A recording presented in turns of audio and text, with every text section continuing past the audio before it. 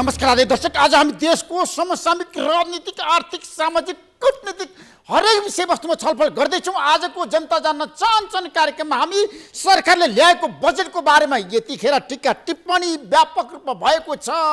सरकारले भनेको छ, अर्थमन्त्री विष्णुप्रसाद पौडेलले भन्नुभएको छ, बजेट कार्यान्वयन हुन्छ, कार्यान्वयनमा शङ्का नगर्नुहोस्, उत्कृष्ट बजेट ल्याएका छौँ, जनतालाई यो बजेटले धेरै राहत दिएको छ भनेर उहाँले बताउनु भएको छ। र जनमुखी बजेट ल्याएको कुरा पनि अर्थमन्त्रीले बताइरहँदाखेरि अर्थविदहरूले, पूर्व अर्थमन्त्रीहरूले, योजनाविदहरूले बजेटको कडा आलोचना गरेका छन् र भनेका छन् यो बजेट कार्यान्वयन हुनै सक्दैन, यो बजेट वितरणमुखी आयो, यो बजेटले देशको अहिलेको समस्या समाधान गर्न सक्दैन, कार्यान्वयन हुँदैन भनेर उहाँहरूको प्रतिक्रिया आएको छ। र विपक्षी गठबन्धनले त आज स्पष्ट रूपमा भनेको छ, प्रधानमन्त्री केपी शर्मा ओलीले संविधानमाथि आक्रमण गरेको, संविधानको मर्म र भावना विपरीत काम गरेको, संविधानलाई धज्जी उडाएको आज 5वटा दलका शीर्ष नेताहरूले बताएका छन्।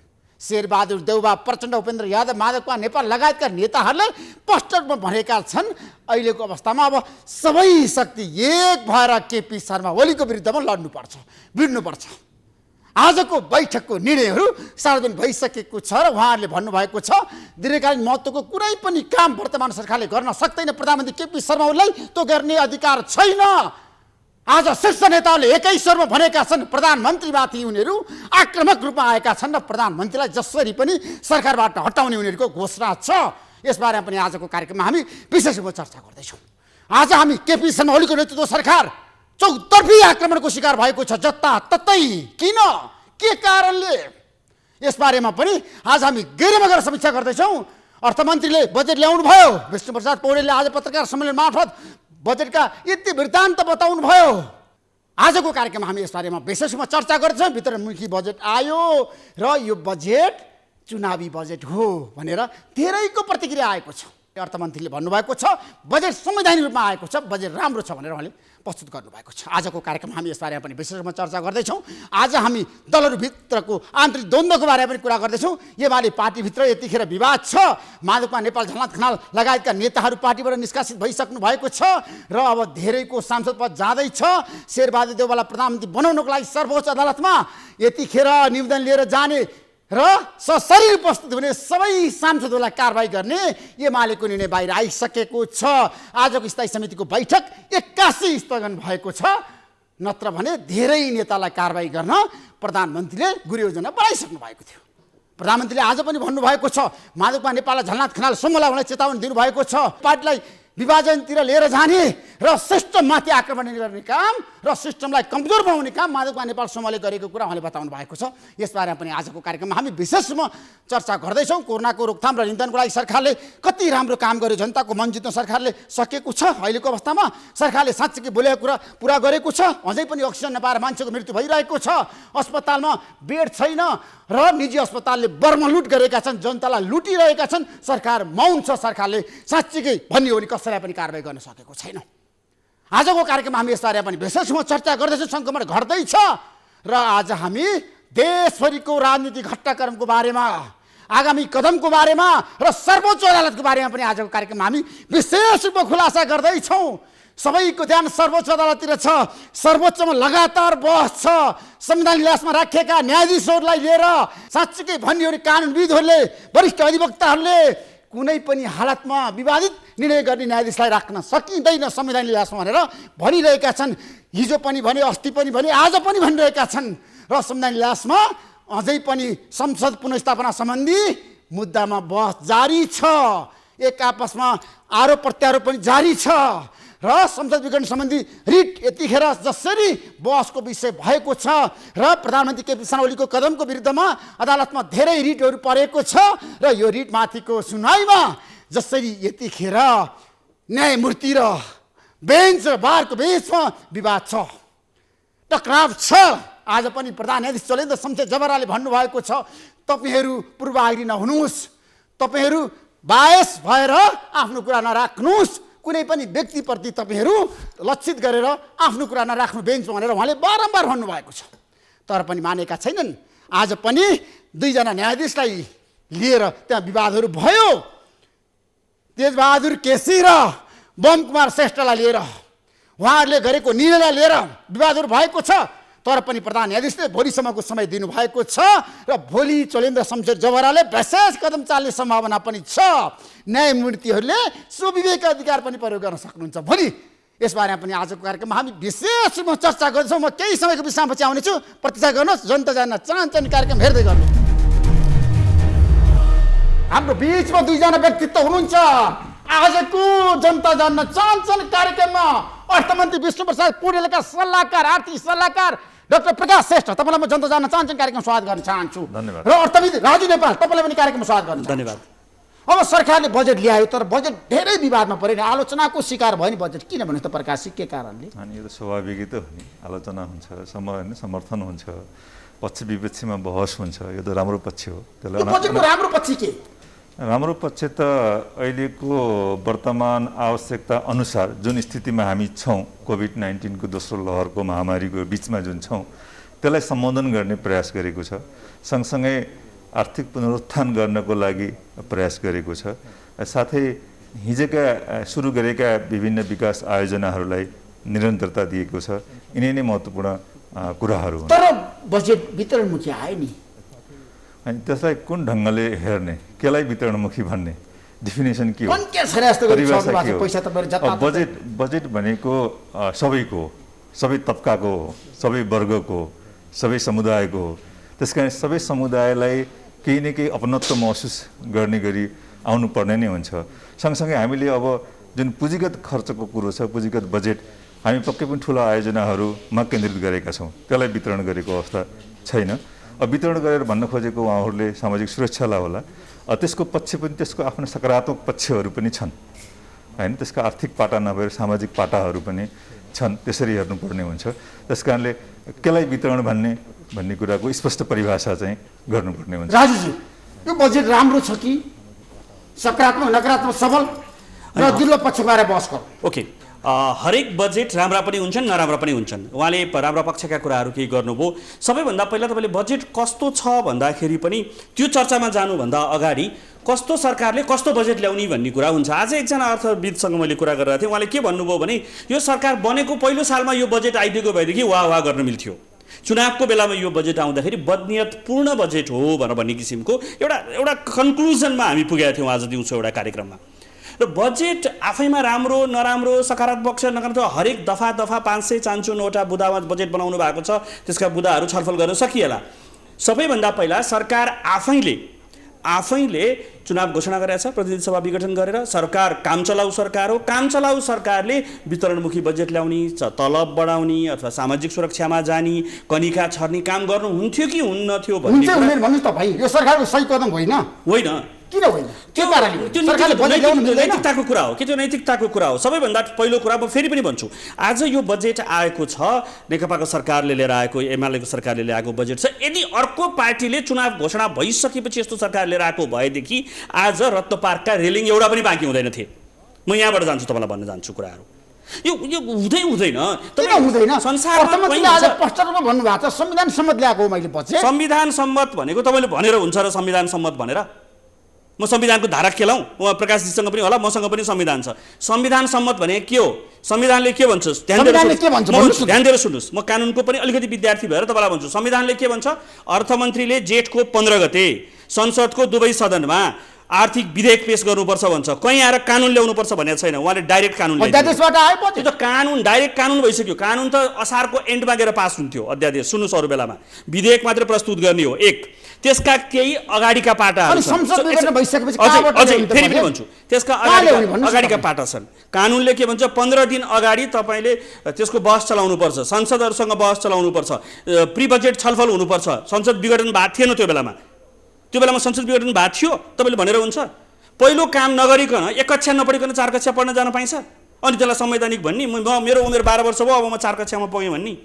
1 कक्षा नपढिकन गएर पास नगरिकन संविधान सम्मत आएन भने तपाईँको जिकिर हो।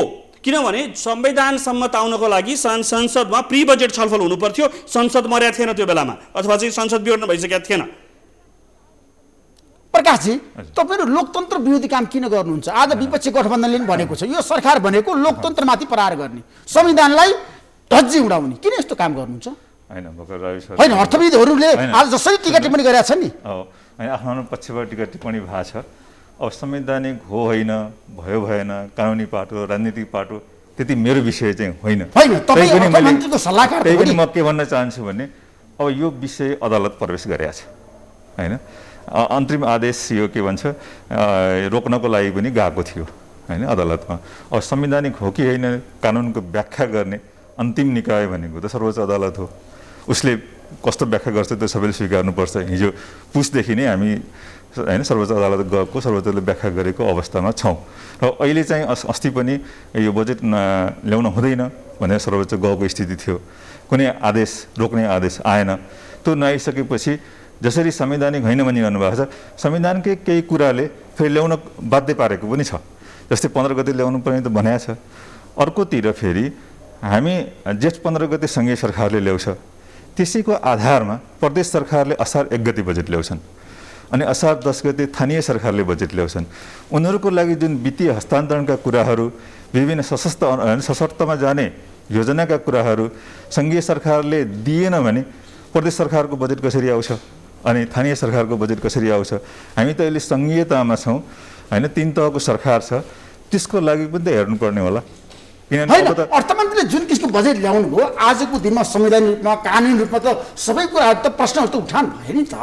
यो बजेट त आज विवादको दस्तावेज बन्यो क्या, चौतर्फी आलोचना। अब नर्मल राजनीतिक रूपमा नर्मल समय छैन, नर्मल टाइम चाहिँ छैन। पक्कै पनि यस्तो हुनु हुँदैन थियो होइन। संसद भएर राम्रोसँग संसदमा पेस भएर सबै कुरा स्मुथली जानु पर्थ्यो, जुन हामी सामान्य मान्छेले कल्पना गर्ने चाहना गर्ने कुरा थियो।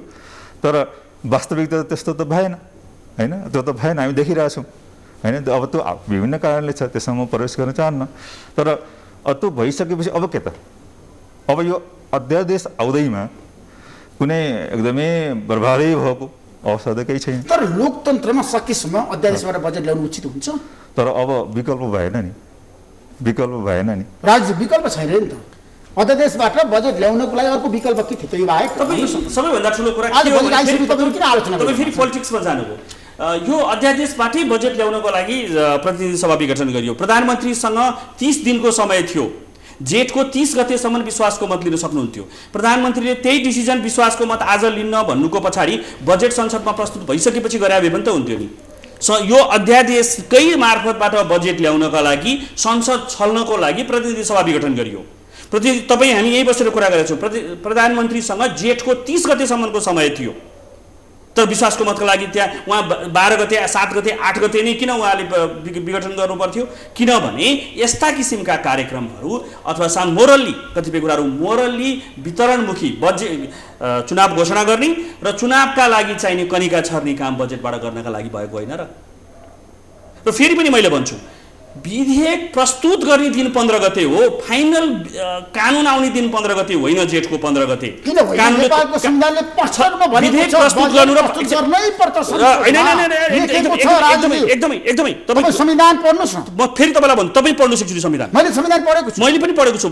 ध्यान दिएर सुन्नुहोस्, दलहरूको बीच एउटा सहमति भएको छ संविधान लेख्दाखेरि जेठ 15 त्यो दिन कानुन बन्ने दिन होइन। विधेयक र कानुनको बीचमा फरक छ ऋषिजी।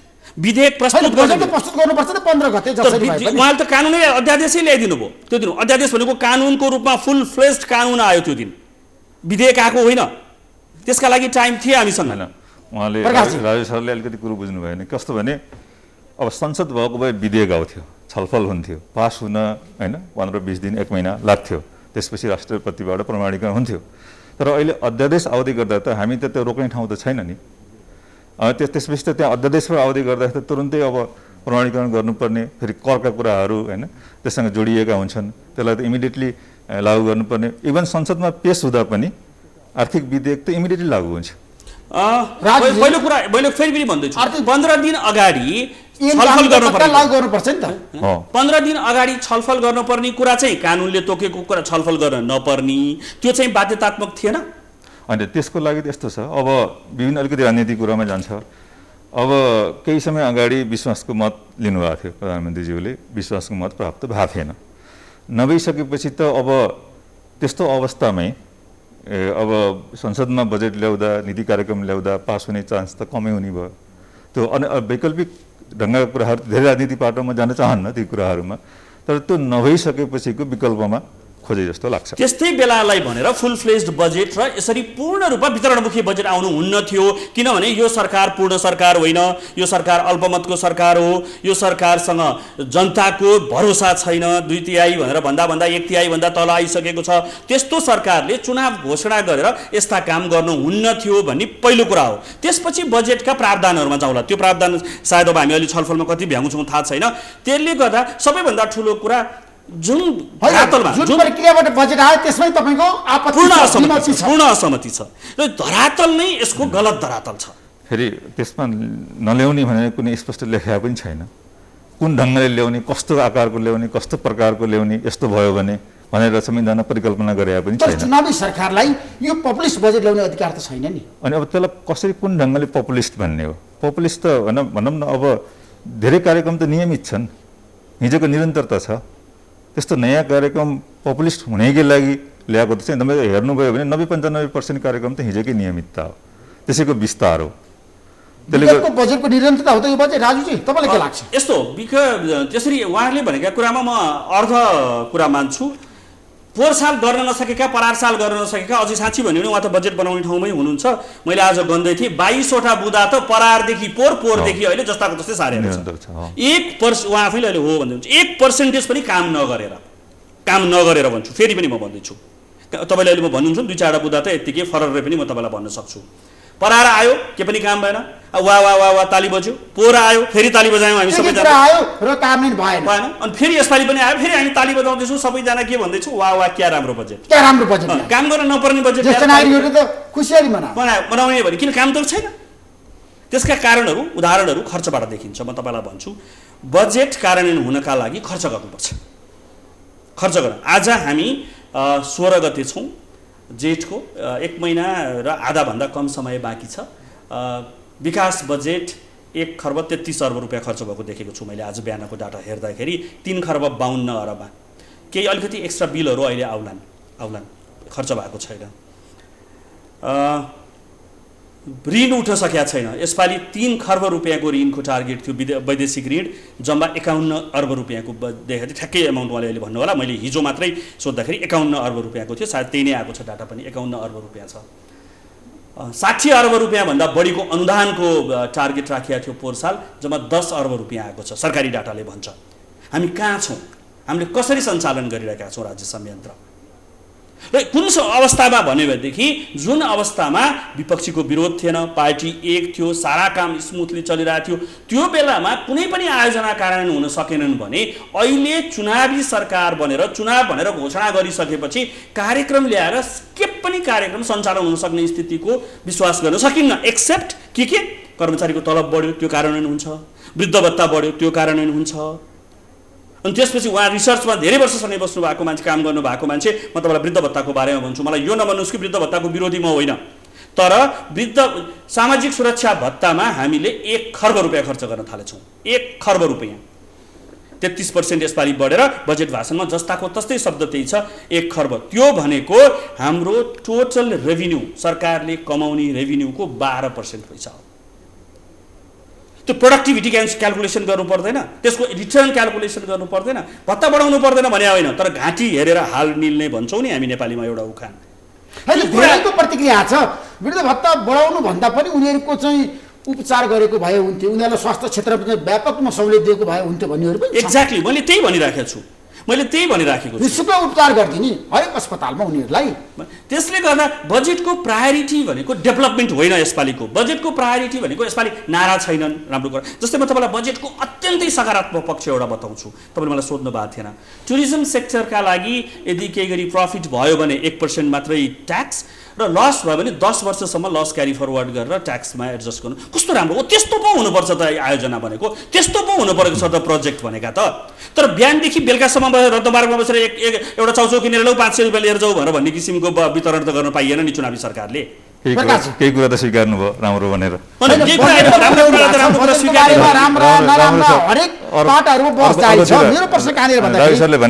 राजुले भन्नुभयो यो बजेट कार्यान्वयन हुन सक्दैन, वितरणमुखी हो, चुनावमुखी बजेट हो यो। विगतको कुरा पनि गरौँ। उहाँले जस्तै कार्यान्वयन भएन जुन फिगर देखाउनु भयो त्यो सत्य हो, किनभने पुँजीगत खर्च हुन सकेका छैन।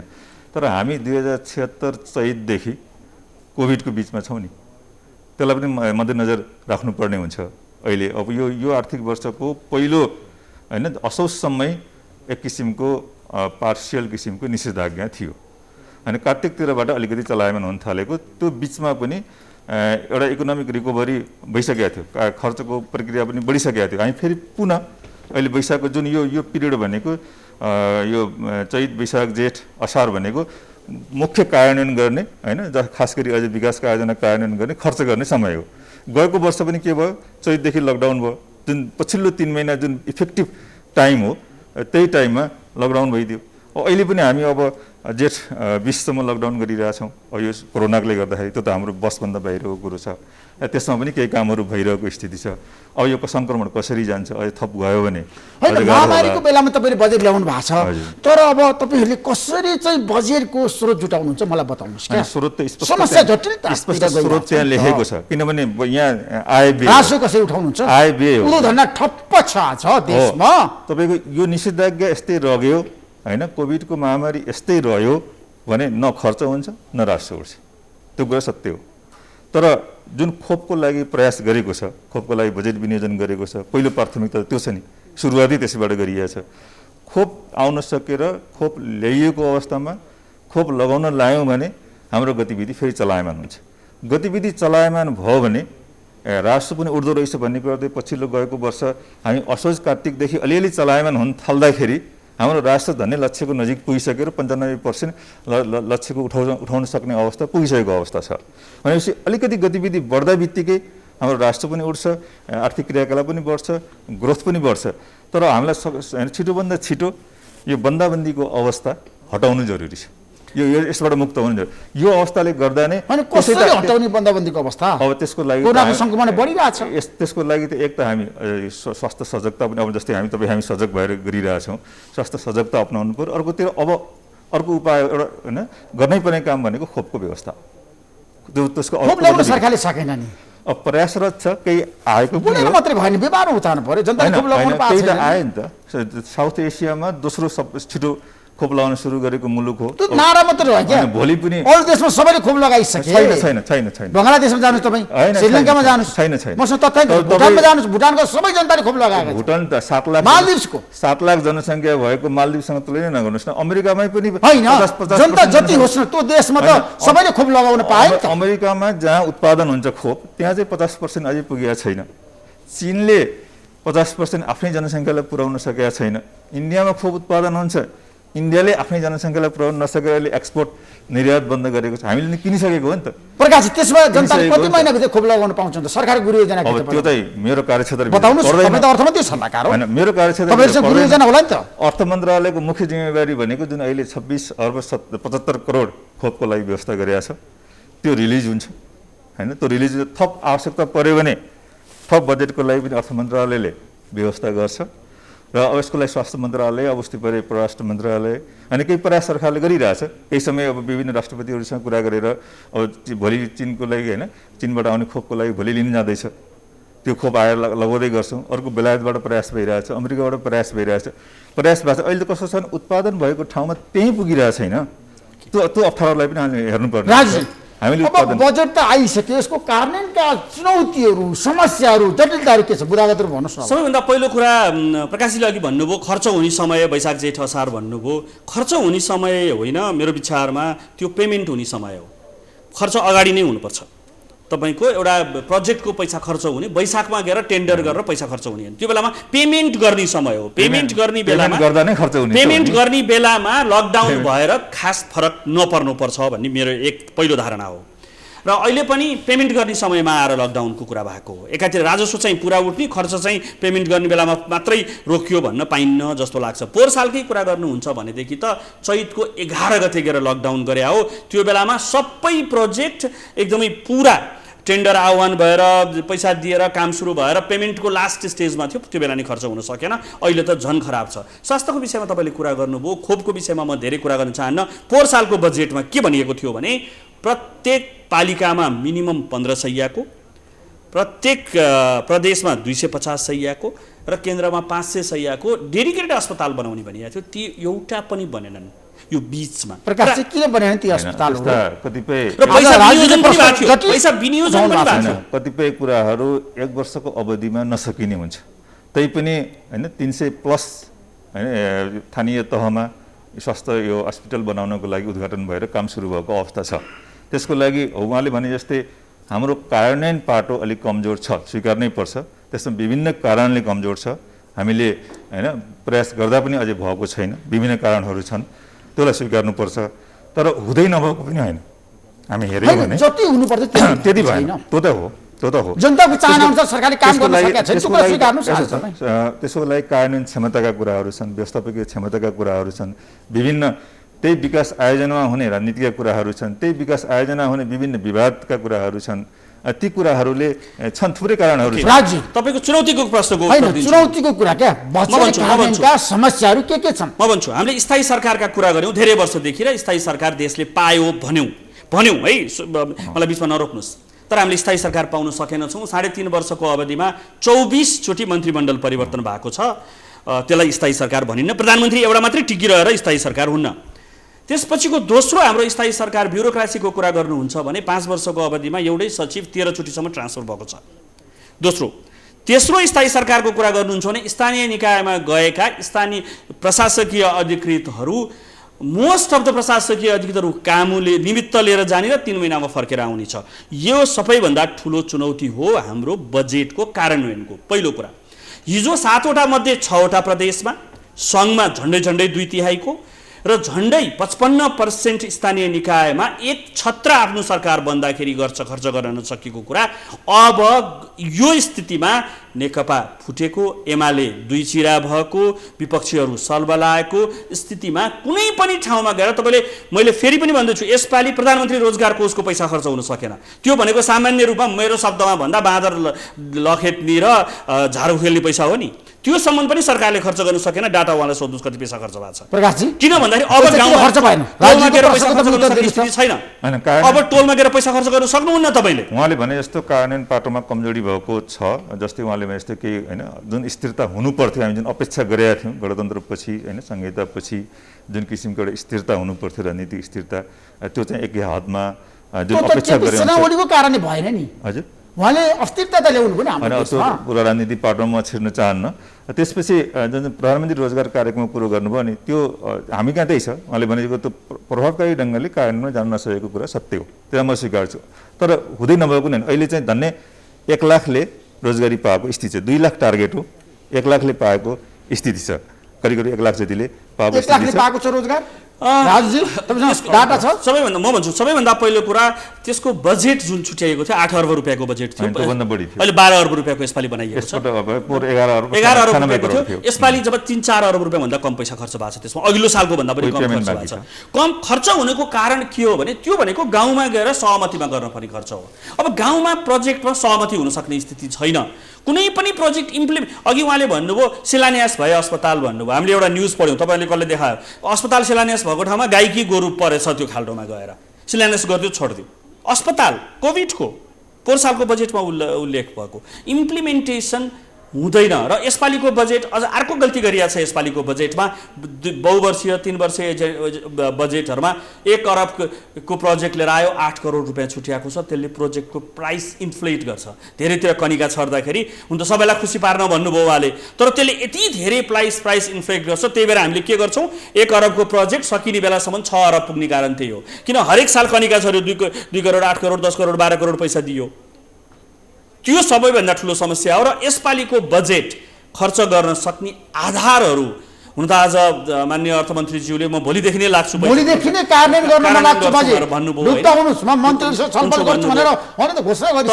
तर विश्वास गर्ने आधारहरू प्रस्तुत हुन सकेका छैनन्। र जुन किसिमको पोलिटिकल सिनेरियो गरेछ, पहिलो कुरो त सर्वोच्चले मुद्दा सरकारले नै जिताइदियो भने पनि सरकार पूर्ण रूपमा काम चलाउ हुन्छ र सरकारको एउटै काम चुनाव हुन्छ र सरकारमा लागेका सबै मान्छेहरू चुनावमा लाग्न थाल्नुहुन्छ।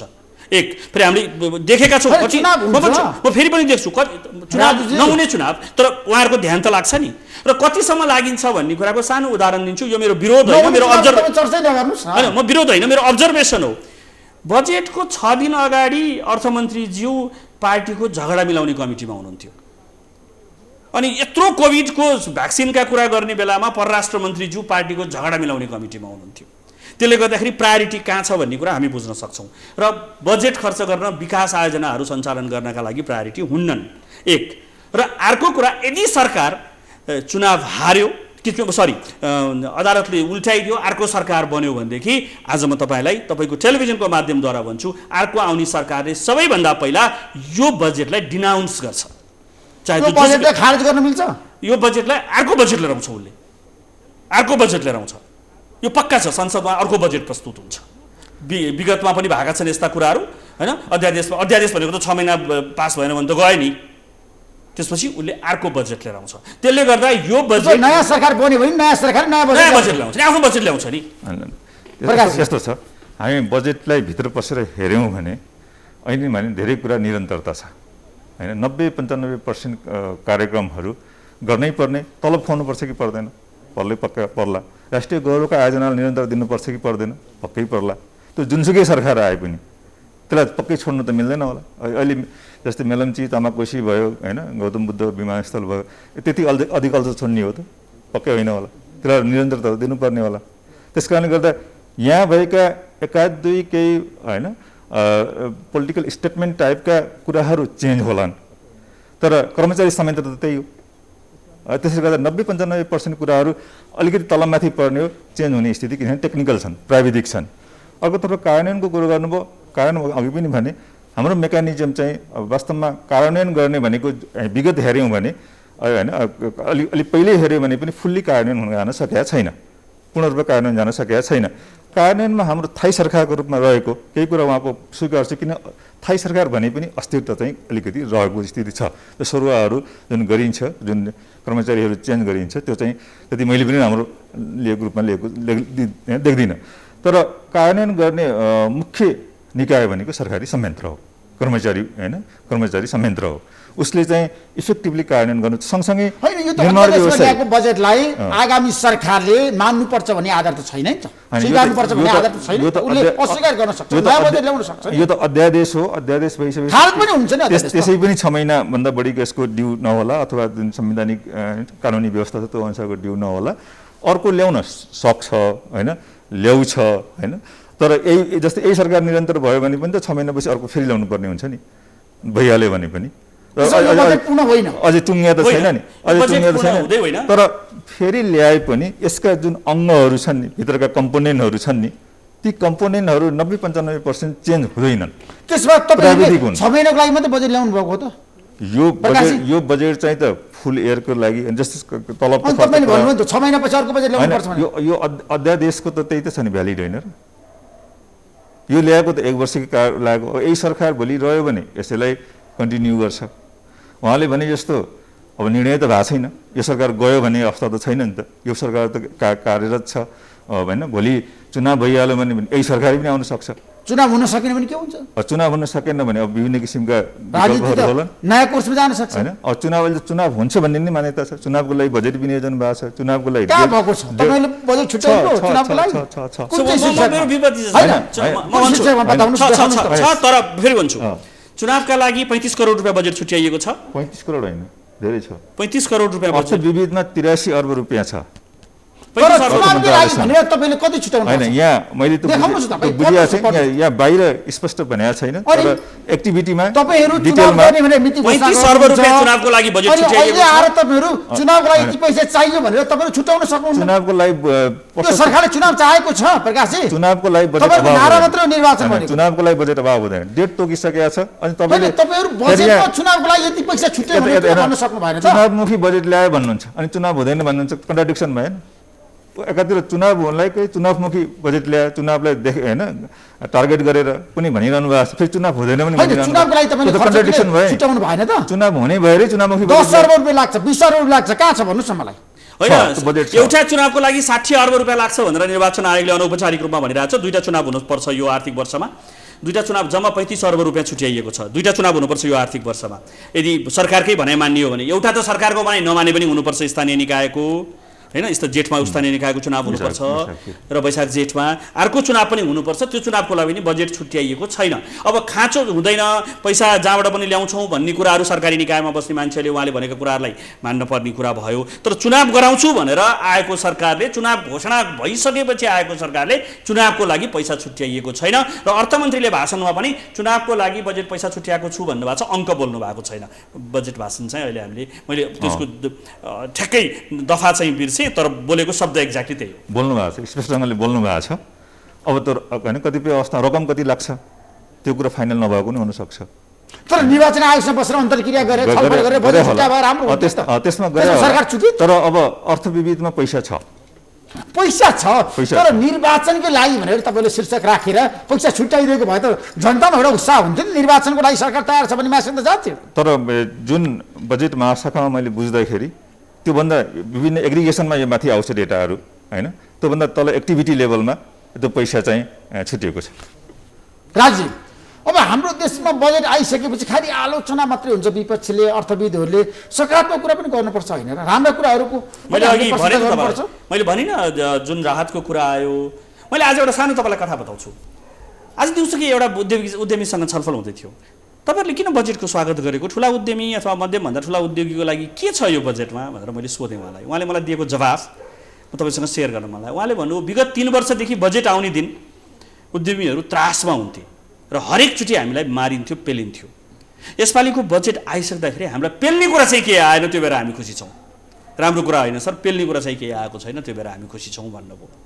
बजेट खुसी हुनुपर्ने, दुःख नपाउँदाखेरि सकारात्मक भनेर प्रतिक्रिया दिइसके। त्यो होइन, तपाईँले अहिले हेर्नुभयो भने औद्योगिक क्षेत्रमा एक किसिमको होइन नयाँपन ल्याउने किसिमले के चाहिँ नयाँपन, औद्योगिक क्षेत्रका कुराहरू जुन ट्रान्सफर गर्नेदेखि पोहोर सालकै थियो औद्योगिक क्षेत्रका कुराहरू, अझ पोहोर भन्दा 2-4 घटाइएको छ यसपालि। अहिले चाहिँ काठमाडौँ 2-4 घटाएको छ।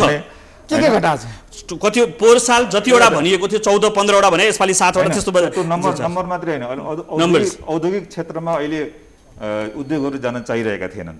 त्यहाँ किन भन्दा भाडा महँगो भयो भनेर। अहिले भाडा घटाउने न्यूनतम मूल्यमा ल्याउने भन्ने कुरो छ। विशेष आर्थिक क्षेत्रमा पनि न्यूनतम मूल्यमा ल्याउने कुरो छ। विशेष आर्थिक क्षेत्रबाट जस्तै न्यूनतम एक्सपोर्ट गर्नुपर्ने थियो, अहिले त्यो रेसियोलाई अलिक घटाइदिएर अलिक सहज पारेको छ। सँगसँगै करको कुरा गर्नुभयो भने अहिले चाहिँ स्पष्ट ढङ्गले औद्योगिकरण गर्ने हिसाबले होइन मेक इन नेपाल र मेड इन नेपालको अभियानलाई पनि होइन साथ दिने र यो कच्चा पदार्थ र तयारी वस्तुको बीचको फरक चाहिँ स्पष्ट फरक ल्याउने किसिमले भन्सारको दरहरूमा परिवर्तन गरेको स्थिति छ। त्यसकारण अहिले चाहिँ औद्योगिकरणलाई पुस गर्ने हिसाबले काम भएको छ। ती काम फेरि उद्योगपतिहरूको लागि यो बजेट सञ्जीवनी बुटी हो राजु होइन, ती काम फेरि हुन्छ जस्तै त्यसको अहिलेको अर्थतन्त्र धान्नको लागि होइन, त्यो सुधार्नको लागि ग्याप एउटा सङ्कटमा छन्। म भन्छु ग्याप के भएको छ भने औद्योगिक कच्चा पदार्थ र फाइनल प्रोजेक्ट उसको बिचमा एक तह तलको लगाउने भन्ने कुरा भएको छ। त्यसको आज मैले डाटा हेर्दाखेरि त्यो भनेको 4 देखि 5% को बिचको फरक हुँदो रहेछ धेरै जसो सामानमा। त्यसले कतिको असर गर्छ एउटा कुरा छ। उहाँले औद्योगिक क्षेत्रका कुरा गर्नुभयो। औद्योगिक क्षेत्र भनेको सरकारको नियमको समस्याले गर्दाखेरि त्यहाँ उद्यमीहरू जान नचाहेका हुन्, कोही तयार छैन। बरु त्यो औद्योगिक क्षेत्रको बाहिरपट्टि जग्गा किनेर त्यस्तै फ्याक्ट्री लगाउन तयार छन्, कोही पनि भित्र जान तयार छैनन्। औद्योगिक क्षेत्रको त सङ्ख्या नै यसपालि घटाइएको छ। ट्याक्समा रिबेट छैन। यदि उहाँले भने जस्तो ट्याक्समा रिबेट छ भन्ने कुरा कहीँ छ भनेदेखि ट्याक्सको जुन 10 खर्ब 25 अर्ब रुपियाँको जुन टार्गेट छ, एकातिर कोभिडको महामारी, अर्कोतिर रिबेट छ भने त्यसले कन्ट्राडिक्ट गर्छ। त्यो भोलि आएर 6 अरबमा झर्नुपर्ने हुनसक्छ। त्यो कुरा फेरि उहाँले मलाई बताउन सक्नु होला। त्यो पनि सम्भावना जस्तो देख्दिनँ म। ट्याक्समा ठुलो के पनि छैन, साना साना कुराहरू एकदमै थोरैवालाहरूको 10 लाख 20 लाखवालाहरूलाई केही छुट भए बाहेक टुरिज्म त्यो सेक्टरको त्यो सेक्टर बाहेक अरू सेक्टरमा उद्यमीहरू खुसी हुनु पर्यो। त्यस्तो ठुलो प्रोजेक्ट केही छ जस्तो त्यसो मलाई बताउनुहोस्। अहिलेको अवस्थामा अर्थमन्त्रीले त भन्नुभयो कुनै पनि समस्याहरूको समाधान गर्नको लागि सरकार सक्षम छ। आज पनि उहाँले भन्नुभएको छ, आलोचना गर्ने होला उहाँले पनि भन्नुभएको छ, आलोचना गर्नुहोस्, टिका टिप्पणी गर्नुहोस्, तर म बोलेको कुरा कार्यान्वयन गर्छु भन्नुभएको छ। ठिक छ, त्यसमा तपाईँको विमत छैन? होइन, अब यस्तो के सबैभन्दा ठुलो कुरा हरेक साल हामीले सुने कार्यान्वयन भन्छौँ। कार्यान्वयन के आधारमा हेर्ने भन्दाखेरि यही सरकार हो, उहाँ प्रधानमन्त्री हो, अहिलेको अर्थमन्त्री नै नभए पनि पार्टीको एकदमै कम्युनिस्ट ऊ अनुसारको ठुलो पोर्टफोलियोमा हुनुहुन्थ्यो। त्यो हेर्दाखेरि सरकारले 3 वर्षदेखि काम गर्न नसकेको, खर्च गर्न नसकेको कुरा त हो नि। पैसाको अभाव होइन नि, राष्ट्रिय ढुकुटीमा पैसाको अभाव त छैन नि आजको दिनमा पनि। त्यसो भए राष्ट्रिय ढुकुटी पैसाको अभाव हुँदैन? छैन। अहिले पनि छैन, भोलि पनि हुँदैन। खर्च गर्न नसक्ने समस्या हो के? समस्या पैसाको अभाव त हुँदै होइन। मैले अहिले पनि भन्छु त्यो विकास खर्च नभएको कारणले लोन नआएको हो नि। कतिपय कुरा त रिम्बर्स बेसिसमा हुन्छ नि। विकास खर्च नभएको कारणले अनुदान नआएको हो नि। 60 अरब रुपियाँमा जम्मा 10 अरब रुपियाँ अनुदान लिएर बस्नु परेको छ, 50 अरब रुपियाँ ल्याप्स भएर बसेको छ। 3 खर्ब रुपियाँको बजेट छ इन्टरनेसनल लोनको, त्यसमा जम्मा 51 अरब रुपियाँ लिएर बस्नु परेको छ। झन्डै 2 खर्ब 49 अरब रुपियाँ ल्याप्स भएर बसेको छ, अथवा अर्को साललाई सार्नु परेको छ दिए भनेदेखि। यसको एउटै कारण के हो भने खर्च गर्ने क्यापासिटी बिल्ड नगरेको। अझ अर्को समस्या भएको छ यसपालि त, जुन केन्द्रमा र प्रदेशमा जुन पोलिटिकल भैँचालो गए नि, अथवा भैँचालो ल्याइयो, कृत्रिम भैँचालो जुन ल्याइयो नि, त्यो कारणले प्रदेशको खर्च पथेटिक भएको छ। अघिल्लो साल 12-13% झरेको थियो, पोहोर साल बढेर त्यो 44-45, कुनैको त 60 पुगेको थियो, यसपालि फेरि 22-25 झरेको छ। त्यो समस्या एउटा प्रदेशको त हिजोमा अस्ति मात्रै आर्थिक सर्वेक्षणमा हेर्दै थिएँ, विकास खर्च करोडमा छ, अरबमा पनि होइन, करोडमा। त्यसो हामी कहाँ पैसा छ, पैसाको अभाव छैन, कार्यान्वयनमा चुनौती छ। खर्च गर्न सक्ने क्यापासिटी बिल्ड छैन, खर्च गर्न सक्ने क्षमता छैन तपाईहरुसँग, अर्थ मन्त्रालयसँग हैन। यो खर्च गर्ने कुरो उहाँले भने जस्तै अर्थ मन्त्रालयले गर्ने त होइन नि। खर्च गर्ने लाइन मिनिस्ट्री छ, लाइन मिनिस्ट्री छ। उहाँले भने जस्तो फेरि बिचमा काटे मैले उहाँलाई, पैसा खर्च गर्नुपर्ने बेला छ। मैले एकचोटि प्रकाश सर मैले काटेँ, खर्च गर्नुपर्ने बेला छ। सुन्नुहोस् है, मेन बजेट खर्च गर्नुपर्ने बेला छ। यो देशको प्रधानमन्त्री 10 वटा मन्त्रालय आफै लिएर बस्नु भएको छ, कसरी पैसा खर्च गर्नुहुन्छ? र आधा समय पार्टीको झगडा मिलाउनमा लाग्छ। ल मलाई यसको मात्रै यो चाहिँ समस्या हो कि होइन? समस्या तल हो कि समस्या माथि हो? त्यो समस्या हो, त्यो त पोलिटिकल समस्या हो, टेक्निकल समस्या होइन हैन। अब त्यो विभिन्न कारणले भइरहेछ। ब्युरोक्रेसीले काम गरेन त, ब्युरोक्रेसीले त बजेट कार्यान्वयनको लागि काम गर्नु पर्यो होइन मन्त्रालय बसेर सचिवहरूले। अब ब्युरोक्रेसीको पनि अहिले एक किसिमको सङ्क्रमण पनि देखिन्छ, संहिताको सङ्क्रमण। किन भन्दा यो अघि भने जस्तै कोही स्थानीय गए, कोही प्रदेशमा गए, कोही कर्मचारीहरू, यो सबै कस्तो भने जुन ढङ्गले राजनीतिक परिवर्तन भयो त्यसले स्थायित्व चाहिँ दिन नसके जस्तो पनि देखिन्छ। जस्तै यो निजामती ऐन आउन सकिरहेको छैन, त्यो नआउँदाखेरि कतिपय कर्मचारी हायरिङ हुन सकिरहेको छैनन् होइन। कोही चाहिँ ट्रान्जिसन जस्तै केन्द्रमा बस्ने कि सङ्घमा बस्ने कि प्रदेशमा बस्ने कि होइन, अनि स्थानीय तहमा बस्ने कि त्यो किसिमको छुट्याउँदाखेरि पूर्वाग्रही भएर छुट्याउनु भएको छ। यस पटक जस्तो औषधि व्यवस्था विभागमा कर्मचारी छैन अहिलेसम्म। अहिले औषधि व्यवस्था विभागको काम त महत्त्वपूर्ण छ, धेरै काम गर्नुपर्छ। त्यहाँ कर्मचारी नभएर, काम नभएर त्यहाँको प्रमुखले मलाई भन्नुभएको, अर्थमन्त्रीलाई मैले बारम्बार भन्दाखेरि पनि बजेट छुट्याउनु भयो। त्यस्तो त नहुनुपर्ने भएको छ, त्यस्तो नहुनुपर्ने। त्यस्तो हो भने अनि स्पष्ट त्यो राख्नु पनि पऱ्यो। अहिले बजेटमा 6 महिनाभित्र कर्मचारी पुरा गर्ने भनेको छ। सँगसँगै करारमा राख्नको लागि पनि छुट दिएको छ अहिले होइन। करारमा राख्न सकिने, 1 वर्षसम्म करारमा राख्न सकिने, जहाँ चाहिएको छ भने छुट दिएको छ। कतिपय आफ्नो सक्रियता नभएर पनि हुन्छ, हाम्रो ब्युरोक्रेसीको अलिकति प्रोएक्टिभनेस नभएर पनि हुनसक्छ। त्यो त त्यति हामी भएको पाउँदैनौँ पनि। त्यो चाहिँ कस्तो छ भने अहिले काम गरिदिने भनेको कुनै मन्त्रीलाई अथवा प्रधानमन्त्रीलाई होइन नि, काम गर्ने भनेको हामी आफैलाई हो नि, यो देशलाई हो, यो संस्थालाई हो, यो हाम्रो सन्ततिलाई हो। त्यो चाहिँ सोचाइ नपुगेको हो कि जस्तो पनि देखिन्छ। राजी एउटा जाँदा एउटा निष्कर्ष पुगौँ, ठ्याक्कै यो बजेटले हाम्रो देशको गरिब असहाय दुखी जनताको मुहारमा परिवर्तन ल्याउँदैन। गरिब असहायको मुहारमा परिवर्तन ल्याउनका लागि विकास खर्च हुनुपर्छ, उनीहरूको हातसम्म पैसा पुग्नुपर्छ। महिनाको 1000 रुपियाँ वृद्ध भत्ता बढेर उनीहरूको हातमा पैसा पुग्दैन। क्यापिटल फर्मेसन भन्छौँ नि, डिस्ट्रिब्युटिभ बजेट आएर कहिले पनि गरिब धनी हुँदैन, क्यापिटल फर्मेसन हुनुपर्छ। यो बजेटले क्यापिटल फर्मेसन गर्दैन, लास्ट गरिबलाई धनी बनाउँदैन, सम्पन्न बनाउँदैन। र अझ तपाईँले अघि एउटा कुरा छुटाउनु पर्छ, ठाउँ सेन्ट्रिक बजेट भन्ने कुरा त एकदमै धेरै आएको छ। भयभरका सारा प्रोजेक्ट एकातिर गएर तराजुमा बसेका छन् भन्ने कुरा पनि हामीले धेरै सुनेका छौँ। त्यसले गर्दा जबसम्म अहिले छुट्याइएको 3 खर्ब 47 अर्ब रुपियाँको विकास बजेट र 60 अर्ब रुपियाँको तलको विकास बजेट गर्दाखेरि 4 खर्ब 9 अर्ब रुपियाँको विकास बजेटले नपुगेर स्थानीय निकायले मलाई बजेट पुगेन ल्याऊ भनेर माग्ने स्थिति र पुरा बजेट खर्च हुने स्थिति हुँदैन। त्यो बेलासम्म त्यो बजेटले गरिबी घटाउँदैन, बरु बढाउँछ। र अझ 6.5% को ग्रोथ रेट राख्नु भएको छ। हाम्रो देशमा प्रत्येक दिन छ नि जनताहरू टाउकोमा ऋण बोकेर हिँडेका छन्। कति तपाईँलाई थाहा छ? एकजना नेपालीको ऋण कति छ? 57,000 करिब पुगेको छ। हेर्नुहोस् त, 3 वर्षमा डबल भएको छ। 3 वर्षमा डबल भएको छ। अनि भुटानको कति छ थाहा छ? कति छ? 4 लाख प्लस छ। हैन, 3 वर्षमा डबल भएको छ। यो सबैभन्दा ठुलो कुरा हो। 4 लाख प्लस छ। अघि जनताहरू गरिब, चर्चा गर्नुहुन्छ नेताहरू धनी। होइन, त्यो अहिले गरिबीको कुरा गर्नुभयो नि, पक्कै पनि हामीले पूर्ण रूपमा गरिबी घटाउन सकेका छैनौँ। गरिबी छ, त्यस कुरामा म स्वीकार्छु। तर केही तथ्याङ्क हेरौँ, नेपालमा गरिबी घट्दै गएको छ।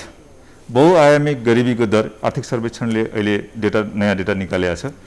केही समय अगाडि सन् 2014तिर चाहिँ 28.6%, होइन 28.6% ओभरअल भएकोमा अहिले घटेर 17% आएको छ। डाउनवर्डतिर गएको छ, घट्दै गएको छ। अझै पर्याप्त छैन। हाम्रो एसडिजीको गोल अनुसार सन् 2030सम्ममा गरिबी 5%मा ल्याउने टार्गेट छ। त्यो अनुसार गरिबी घटेको छ। त उहाँले भने जस्तो हो, यो क्यापिटल फर्मेसनको लागि यो खर्च गर्ने क्षमता बढाउनु पर्ने कुरा म स्वीकार्छु। खर्च हुन सकेका छैन, प्रदेशको भएको छैन, स्थानीय तहको भएको, केही स्थानीय तहले गरेका छन्, धेरै स्थानीय तहले गर्न सकेका छैनन्। त्यसको क्यापासिटी बढाउनु पर्ने स्थिति छ। हामी कता कता एउटा संहिताको सङ्क्रमणकाल जस्तो भएर हाम्रो क्यापासिटी बढ्न नसकेका हो कि त्यो छ। अहिले जस्तै रिसोर्सको कमी छैन, भएको रिसोर्सलाई सही प्रयोग गऱ्यो भने त्यसैले फेरि नयाँ रिसोर्स क्रिएट गर्छ। नयाँ रिसोर्स क्रिएट गर्छ। जस्तै अहिले रेभिन्यूको ऋणको कुरो गर्नुहुन्छ नि, हामीले राम्रो कामलाई ऋण लियौँ र गऱ्यौँ भने त्यसले रिटर्न दिन्छ। रिटर्न दियो भने राष्ट्र फेरि बढ्छ। त्यो ऋण ठुलो कुरो। हाम्रो ऋण चाहिँ अहिले यो वर्ष 37% जिडिपीको पुगेको छ। हामी रिलेटिभ टर्ममा हेऱ्यौँ भने अलिकति यो वर्ष उहाँले भनेपछि खर्च भइहालेछ, ऋण लिइहालेछ, आइहालेछ भने 40-42% पुग्ला। त्यो भनेको तुलनात्मक रूपमा अरू देशको तुलनामा एकदमै कम हो, एकदमै कम हो। ऋणमा अहिले डराउनु पर्ने स्थिति छैन। तर त्यही हो, हामीले कार्यान्वयन गर्नु पऱ्यो, सही प्रोजेक्ट छान्नु पऱ्यो, सही प्रोजेक्टमा कार्यान्वयन गर्नु पऱ्यो, त्यसले रिटर्न दिनु पऱ्यो। क्यापिटल फर्मेसन उहाँले भने जस्तै पुँजी निर्माण हुनु पऱ्यो। पुँजी निर्माण हुँदै गर्दा उहाँले पुँजी निर्माणले गरिबी घटाउँछ त भन्नुभयो, एक किसिमले ठिक हो। तर पुँजी निर्माणले फाइदा कसलाई गरेको छ? सधैँ त्यो ट्रिकल डाउन एप्रोच भन्छ, माथिबाट भइसकेपछि तल झर्छ भन्ने, सधैँ तल झर्दैन। तल नझर्ने हुनाले सरकारले डिस्ट्रिब्युटिभ पोलिसी लिनुपर्ने हुन्छ। त्यो समानता ल्याउनको लागि, नत्र भने मार्केट बेस्ड इकोनोमीमा सबै इक्वलाइज हुन्थ्यो नि, छैन नि। त्यो इक्वलाइज नहुने हुनाले अलिकति इन्टरभेन्सन, डिस्ट्रिब्युटिभ इन्टरभेन्सन चाहिँ गर्नुपर्ने हुन्छ। तब मात्रै त्यो डिस्ट्रिब्युसन बजेट कार्यान्वयन होस् र राम्रो छ। तपाईँले काम गर्नुहोस्। हस्, मेरो धन्यवाद। आग्रह छ। यहाँ दुवैलाई धेरै धेरै धन्यवाद। थ्याङ्क यू सो मच कार्यक्रममा धन्यवाद बोलाउनु भएकोमा। प्रकाशजी, अवसर दिनु। Raju, thank you so much. Thank you.